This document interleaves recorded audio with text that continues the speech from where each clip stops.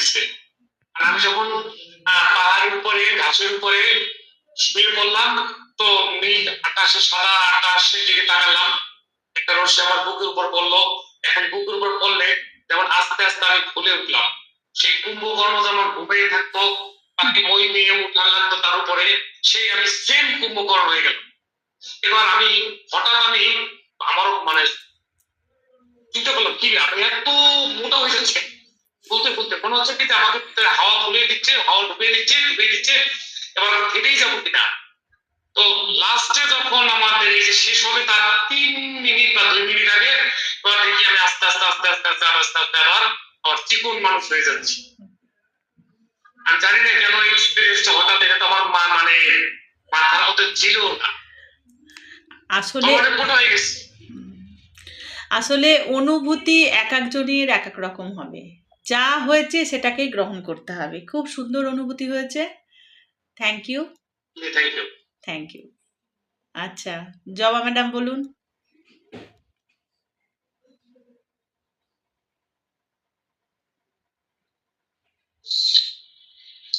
হ্যাঁ দিদি, শেষ হলো। কিছু কিছু স্পষ্ট, আবার কিছু কিছু মনে হয় একটু মাঝে মাঝে স্পষ্ট মনে হয় যে একটু তন্দ্রার মতো পড়লাম, যে একদম শরীর একদম স্থির হয়ে গেল। আবার লাস্টের দিকে আবার একটু নড়াচড়া দিলাম, বুঝলাম যে আবার একটু আমার আবার ই করছে, সেই ইসের মতো মনে হয়, ভাইব্রেটের মতো শরীর আমার করে, এরকম করে আর কি। ভাইব্রেট মানে হাত দুটো আকাশের দিকে রাখা, হাত দুটো মনে হয় একদম চেপে আসছে, এরকম মনে হয় আর কি। Thank you. বলো পাপিয়া, বলো। ম্যাম তার আগে আমি বলবো, আমার একটা প্রশ্ন আছে। আমি মেডিটেশন করেন এত চোখে জল আসে কেন অটোমেটিক? আগের ব্যাপারটা সম্পূর্ণ আলাদা, কারণ আগে মানে এই যে প্রথমবার মেডিটেশনটা করলাম এই ক্লাসে, সেটার এক্সপিরিয়েন্স তো আলাদাই, সেটা আমি গ্রুপে শেয়ার করবো। কারণ আমি আমার মন্দিরকে দেখতে পেয়েছি, যেটা আমি আমার নিষ্ঠার সাথে ভক্তির সাথে, যার সাথে আমি ডিপলি কানেক্টেড, মানে তাকে দেখতে, মানে তার সেই আমার পথ প্রদর্শক।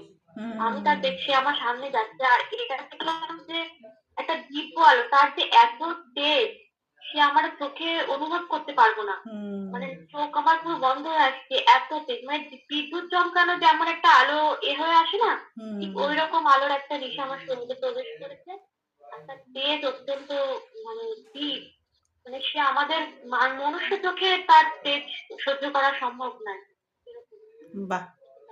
আগেরটা সেটা ভাষা নেই বলার, সেটা আমি আমার অন্ধকারে সেই ঈশ্বর যার প্রতি আমি ডিপলি কানেক্টেড, যার নাম আমার স্মরণাপন্ন সবসময় থাকি, সেই আমার দেখতে নিয়ে যাচ্ছে আলো দিয়ে, কোনো একটা অন্যরকম, সেটা আমি গ্রুপে ডিপলি শেয়ার করবো।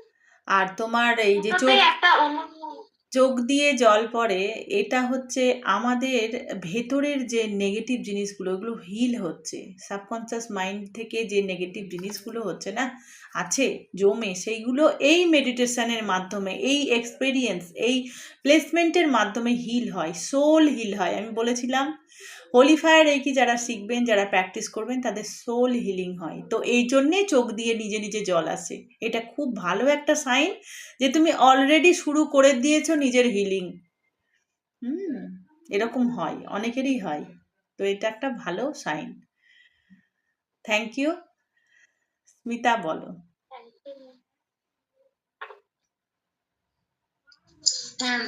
ম্যাম আমার হাত দুটো ভীষণ ভারী, আর একটা ম্যাগনেট দুটো ম্যাগনেটকে রাখলে পাশাপাশি, কিন্তু ওদেরকে টাচ মানে জোড়া হতে না দিলে, আমরা অনেক সময় বাচ্চা বেলায় করতাম না, ছোট যখন ছিলাম, দুটো ম্যাগনেটকে পাশাপাশি রেখে একটা অনুভব করতাম হাতের মধ্যে, যেন দুজন দুজনকে ম্যাগনেট দুটোকে টানছে।